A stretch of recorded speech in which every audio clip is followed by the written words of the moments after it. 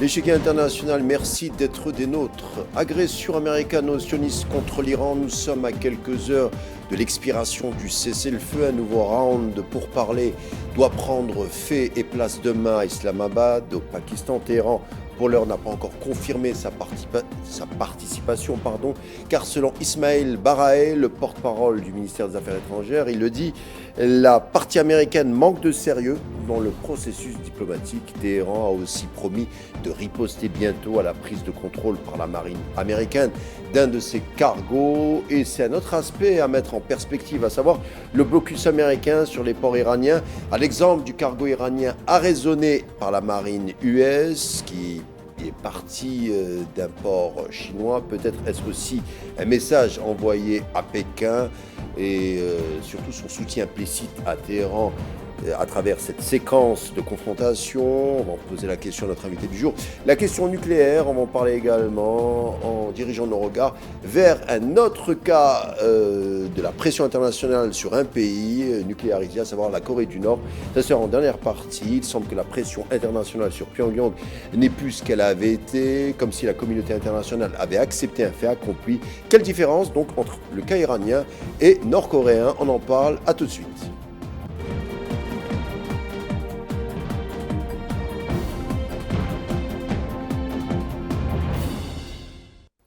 Donald Trump annonce que le cessez-le-feu expirera demain soir, heure de Washington, jugeant très improbable l'extension de la trêve avec l'Iran. Si les revendications américaines ne sont pas validées, acceptées, beaucoup de bombes exploseront. C'est ce que dit le président américain à la chaîne PBS, après avoir menacé plus tôt en avril d'anéantir une civilisation entière. On a vu ce qu'il en avait été. On va comme ça, avec ces rhétoriques de Trump, essayer de parler de cette séquence qui, encore une fois, risque de se décliner à partir de demain. Qu'est-ce qui va se passer? Une des questions qu'on posera à notre invité du jour. Il s'agit de Manuel Pouchelet. Bonsoir.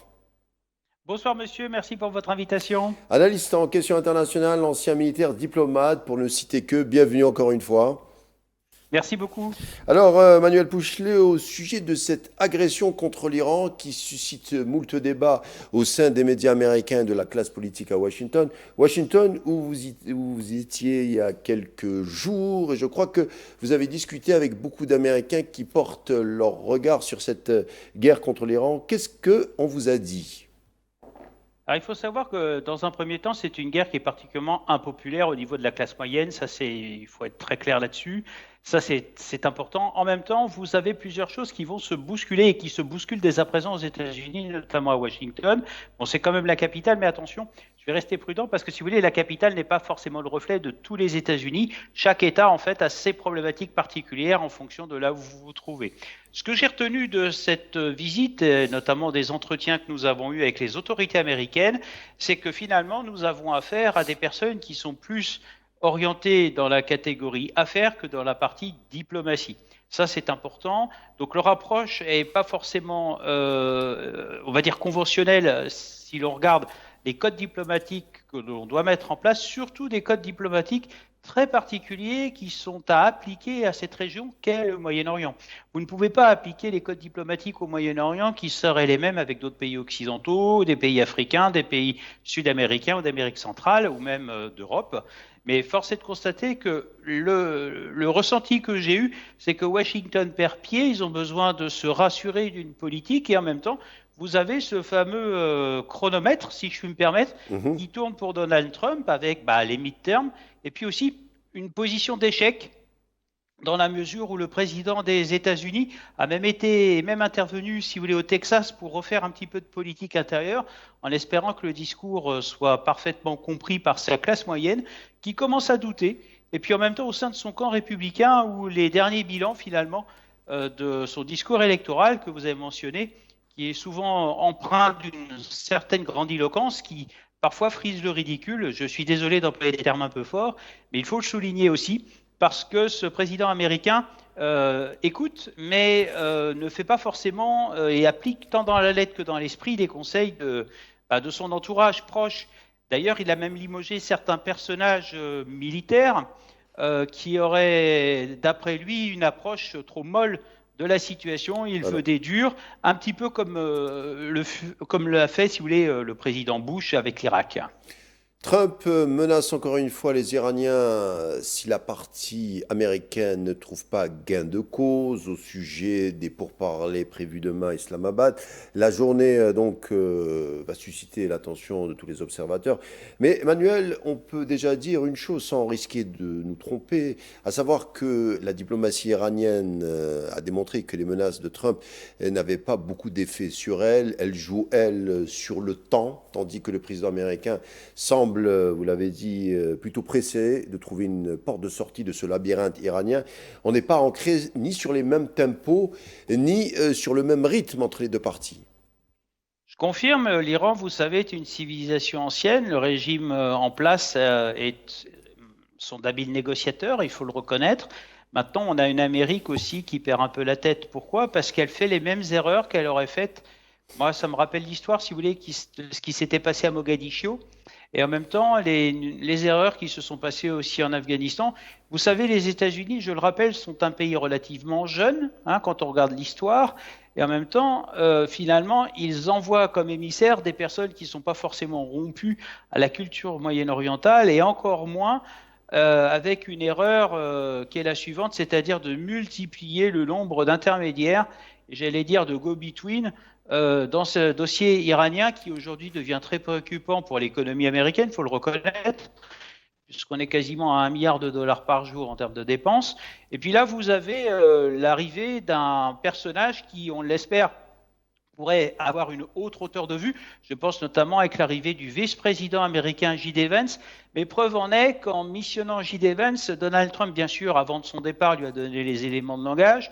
Mais je pense que le président américain, si vous voulez, espère, on va dire, trouver un compromis en pensant qu'en changeant, en mettant son vice-président en avant, il puisse trouver une issue. Pour l'instant, les maîtres du temps sont les Iraniens, et les maîtres du temps dans le détroit d'Ormuz sont les Américains, avec bien sûr, on le sait pertinemment, vous savez, une forme de la violation, vous l'avez mentionné avec cet arraisonnement de bateaux iraniens par les Marines, avec des actes qui sont pour l'instant, on va dire, contraires au droit international, même si les Marines américains, dans leur message, ont dit au navire avant son arraisonnement qu'ils étaient en droit de le faire. Maintenant, attention, Alors, cette guerre, elle est non seulement militaire, mais c'est également, excusez-moi, une guerre de communication. Manuel Pouchelet, c'est pas à vous qu'on va l'apprendre, mais par nature, les relations internationales sont violentes. Il faut des aptitudes assez exceptionnelles pour tenir front contre la pression ou les pressions de toutes sortes, surtout quand on a en face de soi les États-Unis d'Amérique, en l'occurrence, je parle de l'Iran, la marine iranienne, plutôt la marine américaine, qui impose un blocus sur les ports iraniens, ce qui n'est pas fait pour mettre Téhéran dans les meilleures dispositions, dans des dispositions sereines pour entamer des discussions de demain, si demain il décidait d'y participer. Oui, bien entendu. Là, vous mentionnez une chose intéressante. Alors, il faut savoir, en ce qui concerne la marine américaine, il faut remonter un peu à la doctrine de 1970 avec Henry Kissinger et surtout le président Nixon, où le porte-avions est considéré comme le bras armé de leur diplomatie. Voilà, je reprends l'expression telle qu'elle a été dite. Et ça, pour l'instant, j'ai remarqué que Donald Trump s'y colle, on va dire. Excusez-moi cette maladresse. Mais après, j'ajouterais une chose, vous savez, les relations des Américains avec cette région du monde est particulière puisqu'ils ont été quand même l'auteur de certains conflits, je pense notamment avec la guerre en Irak, où finalement ils avaient le même discours, puis après il y a eu la guerre en Afghanistan, où le président Bush avait dit « nous sommes capables d'attaquer n'importe quel pays de la planète là où il se trouve ». Maintenant, ça c'était valable dans des pays, on va dire, un petit peu différents de ce que nous connaissons avec la situation, avec le régime de Téhéran. Pourquoi? Parce que Téhéran est un régime très particulier, c'est un régime qui est au pouvoir depuis 47 ans, c'est un pays qui a aussi sa sphère d'influence au Moyen-Orient, et les Américains, finalement, usent et rusent de stratégie, et même de ruse, où finalement, j'allais dire, vous avez cet aspect culturel qui est le bluff, et là je vais peut-être revenir au jeu du poker les concernant, puisque pour avoir participé, comme vous l'avez mentionné, à certaines discussions, ils sont toujours dans le bluff, mais en même temps, il y a cette forme de violence, et il faut savoir qu'au Moyen-Orient, plus le discours est violent, ou même les actes sont violents, plus la situation de solution de paix et même de négociation sont remises sine die. Et j'allais dire, les maîtres des horloges dans cette affaire sont les Iraniens. Une petite incise sous forme de question. Le cargo iranien raisonné par la marine US, cargo qui est parti d'un port chinois, est-ce que l'arraisonné constitue un message envoyé de la part des Américains à Pékin, selon vous? C'est un message pour dire qu'on ne passe pas. C'est un message pour dire que les Américains, d'ailleurs, vous le remarquerez, depuis le début de cette crise, ils ont déjà envoyé 2 messages. Ils ont perdu des pilotes, ils ont été capables de les retrouver et de les évacuer. Là, il y a cette affaire de cargo. Demain, ce sera quoi? Ce sera un débarquement, ce sera des invasions, parce que j'ai l'impression que, si vous voulez, que côté américain, ils ont un petit peu épuisé tout le spectre de compétences militaires qu'ils étaient en mesure d'assurer à l'international. Bon, il faut savoir que c'est quand même une grande armée avec des capacités de projection assez conséquentes, mais malheureusement, cette politique, ces actions militaires, si vous voulez, ternissent et bloquent toute issue politique et surtout diplomatique dans la région, puisque les partis en présence qui négocient avec les autorités de Téhéran, que ce soit le Pakistan ou même d'autres acteurs, parce que derrière des négociations, bien entendu, il y a aussi le dossier Liban, forcément tout est bloqué. Et cette diplomatie de la canonnière n'aura aucun effet sur les autorités iraniennes qui, pour l'instant, je me répète et je m'en excuse, sont les maîtres du temps. Et d'ailleurs, l'annonce du fait qu'ils viennent ou qu'ils ne viennent pas à la table des négociations provient qu'en tous les cas, ils seront au menu si tant est qu'ils ne viennent pas. Les discussions de demain à Islamabad entre Américains et Iraniens, il en est question aujourd'hui, des discussions sous l'égide du Pakistan. Cela fait plusieurs années que la diplomatie américaine discute avec les Iraniens au sujet de la question nucléaire, bien avant Donald Trump d'ailleurs, bien avant l'avènement de Donald Trump en tant que président des États-Unis d'Amérique. Un journaliste qui avait couvert plusieurs fois ce type de négociation avait dit que les Américains avaient coutume de se présenter souvent avec une équipe flanquée de négociateurs, bien sûr, mais avec également des hommes du département d'État, des militaires, des membres de la CIA, des spécialistes, des scientifiques, des experts de toutes sortes, qui sont mobilisés pour ce type d'exercice 24 heures sur 24. Cela avait été le cas à Vienne, à Genève il y a des années, pas la séquence qu'on a du 28 février dernier. Enfin bref, cette fois-ci, par exemple, en février, les Iraniens étaient venus avec une équipe de techniciens nucléaires assez chevronnés. On n'a pas vu la même composition de la part de l'équipe américaine. Trump concentrerait tout. On sait que certains diplomates américains ont quitté le département d'État à cause des mesures d'Elon Musk. C'était il y a quelques mois. Finalement, c'est Donald Trump, le véritable guide au milieu de la diplomatie américaine, qui se confond avec son réseau de Truth Social. On sait par exemple qu'il n'y a pas de communiqué du département d'État par rapport à ces discussions. On sait qu'il n'y a pas de communiqué qui est diffusé de la part de la Maison-Blanche. Enfin, il y a quelque chose qui change, qui est en train de changer profondément au sein de la diplomatie américaine, c'est le cas de le dire. C'est le cas de le dire. Pourquoi? Parce que tout simplement, Donald Trump, il a envie de conserver ses éléments de langage puisqu'il ne fait pas confiance à ses conseillers, puisque C'est un d'ailleurs, il en régime a... Trump alors, hein. C'est plutôt le régime Trump. C'est le régime Trump, j'allais dire, je ne peux même plus, même j'allais dire, il est à lui tout seul, l'administration MAGA. En fait, d'ailleurs, vous remarquerez dans son discours, il utilise souvent l'expression le commandant en chef. Donc ça veut tout dire. Mais après, il est chef de qui? Il est chef déjà de lui-même. Excusez-moi d'être un petit peu, on va dire, sur le ton de l'ironie. Mais je pense qu'il a épuisé, très honnêtement, connaissant très bien les États-Unis, il a épuisé tous les conseillers qui font un travail remarquable.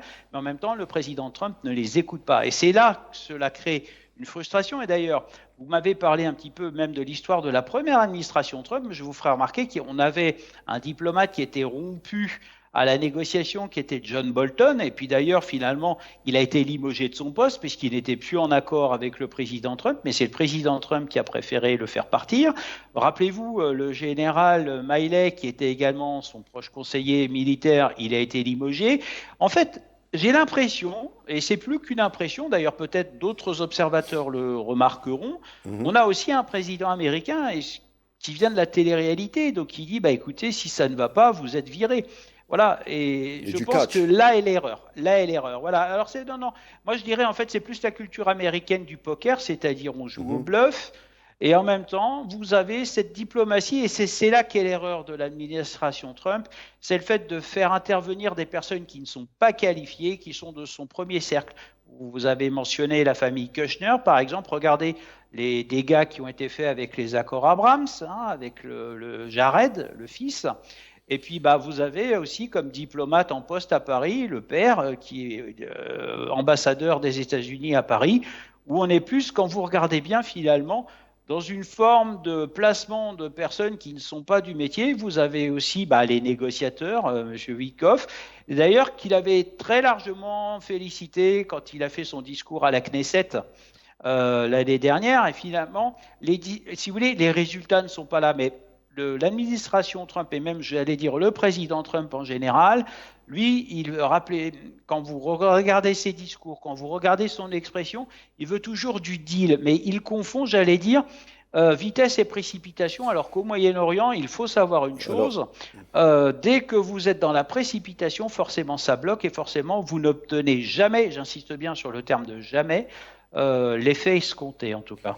hier, le Wall Street Journal, dans un édito, dévoile la façon diplomatique de faire de Trump face à l'Iran, menace tonitruante. On parle également d'inquiétude en public, donc il menace en public et plutôt en privé, il est plutôt inquiet. On parle également d'ultimatum improvisé, de messages contradictoires, de stratégie de l'imprévisibilité. Vous qui avez participé à quelques échanges diplomatiques, vous devez vous trouver face à un exemple assez particulier. C'est du jamais vu. Surtout que ça ne marche pas. Les résultats face à l'Iran, on le voit, on juge une méthode, de l'efficacité d'une méthode face à la résultante. On voit que face aux Iraniens, ça ne marche pas. Bien au contraire.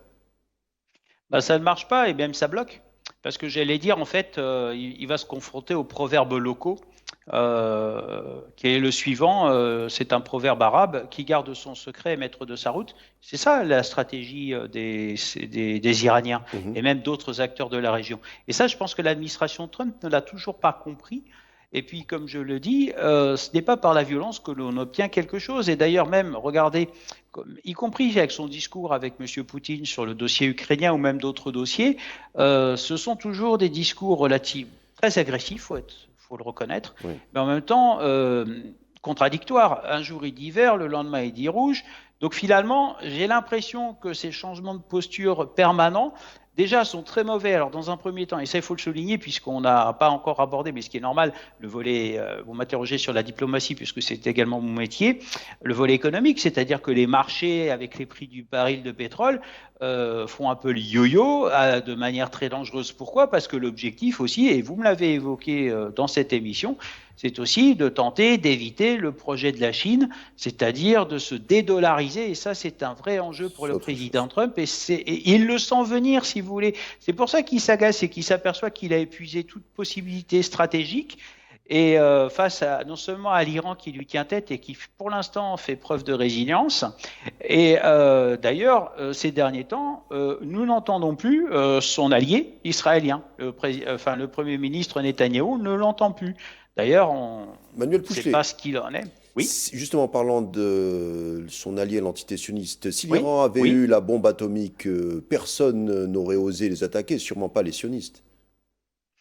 Alors moi, je vais vous dire, quand on connaît la doctrine de la bombe atomique, peu importe le pays qui l'a ou qui en est détenteur, c'est ce que j'appelle la paix par la peur, c'est-à-dire la dissuasion nucléaire. C'est une arme qui est normalement faite pour ne pas que l'on s'en sert. Mais vous Euh, savez, c'est une haute personnalité présidentielle qui disait on n'emploie jamais le même ton avec un pays qui est détenteur de l'arme atomique qu'un pays qui ne l'a pas. Et mhm. ça, c'est ce qu'il faut retenir sur cette doctrine, en tous les cas, ces possibilités d'emploi, parce que je le rappelle que ce sont des possibilités d'emploi qui, notamment pour la France, reviennent au président de la République, le seul autorisant son emploi, avec bien entendu le prix à payer si tant est qu'elle soit utilisée. Autre thématique, Manuel Pouchelet, vous êtes Oui, d'origine libanaise, Liban, oui, entité sioniste Beyrouth, aurait-il fait un bon choix en désignant Simon Karam pour présider la délégation libanaise dans des négociations avec l'entité sioniste? On rappelle qui c'est, hein, Simon Karam. C'est un ancien ambassadeur aux États-Unis qui exerce depuis pas mal de temps, même ailleurs, dans certains cercles diplomatiques. Il connaît bien le métier. Est-ce que c'est une bonne nouvelle? On sait qu'il est à la fois discret, pondéré, mesuré. Il avait déjà représenté le Liban dans les précédents contacts avec l'entité sioniste l'an dernier. Votre avis sur ce choix? C'est un choix pertinent, parce que vous savez, au Liban, il y a un autre acteur qui ne dit pas son nom, c'est la diaspora libanaise. Et forcément, le canal de la diaspora libanaise fonctionne toujours dans toutes les négociations, et ça, je tiens à insister sur ce point auprès de vos téléspectateurs. C'est-à-dire que M. Karam est rompu à l'exercice de la négociation. En même temps, c'est une preuve de transparence puisque le Liban, depuis de nombreuses années, est toujours sous le feu d'accusations de manque de transparence et le président Aoun, qui désigne les personnes pour négocier, fait preuve au contraire d'un alignement sur cette transparence qui est exigée et aujourd'hui, qui est l'avantage du Liban du futur et du Liban de demain. Donc, quelque part, il faut quelqu'un qui soit rompu à la négociation, quelqu'un qui connaisse aussi les parties en présence, c'est important. En diplomatie, vous ne pouvez pas vous contenter d'un travail approximatif, c'est-à-dire sans connaître ceux avec qui vous allez négocier. Et puis, c'est aussi un geste d'ouverture en ce qui concerne le Liban envers la négociation, parce que figurez-vous qu'au Liban, nous sommes en attente d'un accord de paix avec les voisins du Sud, c'est-à-dire les Israéliens, où, bien entendu, bon, il y a divers sujets dont je ne peux pas forcément aborder ce soir avec vous parce que l'émission pourrait durer plus longtemps. Mais sachez une chose, c'est que vous avez ce rôle d'acteur de la diaspora libanaise qui s'implique et qui, elle aussi, parce que dans toute négociation, vous avez un volet financier qui est prêt à suivre également ce représentant de la délégation libanaise. Dernière thématique du jour, on a parlé du nucléaire, on a parlé de l'Iran, on a parlé de l'attitude de la communauté internationale face à la politique, ou en tout cas face au progrès, ou en tout cas de la politique également nucléaire iranienne. Et on l'occasion pour nous aussi de nous intéresser pour un autre cas de figure au sujet de ce nucléaire. Je veux parler de la Corée du Nord, qui a quasiment l'exemple ou le cas quasiment disparu de l'agenda international. C'est pas parce que la menace a diminué, mais on sent quand même un changement d'attitude. On rappelle, hein, la dernière rencontre entre diplomates américains et nord-coréens pour des négociations remonte à octobre 2019, c'était à Stockholm. Depuis, toutes les tentatives de contact par Pyongyang ont été rejetées, y compris en 2025, où Trump avait tenté une négociation, mais celle-ci avait été tuée dans l'œuf. Pourtant, la Corée du Nord, comme on dit familièrement, continue à montrer ses muscles. C'est-à-dire que rien que avec la Russie, on sait que des millions d'obus ont été livrés aux Russes, on sait qu'environ 15 000 soldats nord-coréens se sont engagés en Ukraine. Voilà, je veux dire, la Corée du Nord ne se cache pas de sa politique, on va dire, musclée, épicée. Enfin, elle tente de s'imposer, elle tente d'appuyer certains agendas internationaux. Et ça interpelle pas beaucoup d'Occidentaux. On a l'impression que la femme nord-coréenne n'intéresse personne. Alors moi j'ai l'impression que la Corée du Nord, vous savez, a toujours été secrète, mais en même temps ça ne veut pas dire qu'elle n'est pas actrice, et vous venez de le mentionner, l'envoi de soldats nord-coréens en appui de la Russie sur le conflit ukrainien.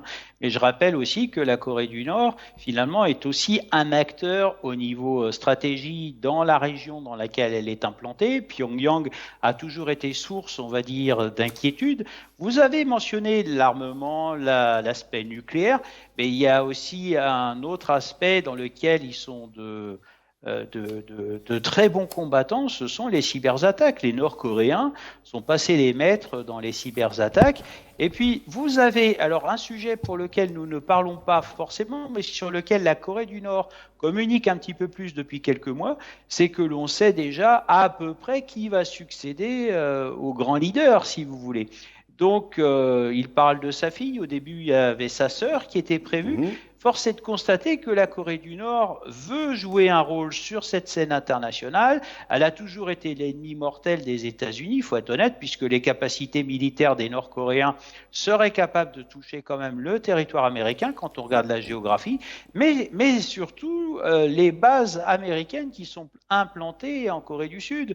Et encore une fois, vous avez deux personnages imprévisibles, donc le leader nord-coréen Kim Jong-un et Donald Trump. Donc forcément, Merci. vous êtes encore une fois dans cette partie de bluff, sauf que la Corée du Nord, elle a toujours maintenu sa position alors que le président américain a toujours été très changeant. Merci Manuel Pouchelet, analyste en questions internationales, ancien militaire, diplomate, entre autres, hein, pour ne citer que. Merci pour vos explications et je vous dis à bientôt. Merci beaucoup et à très bientôt. L'échiquier international se conclura ici. Merci de nous avoir prêté attention. Bonne suite des programmes sur Al24 News et on se dit à demain.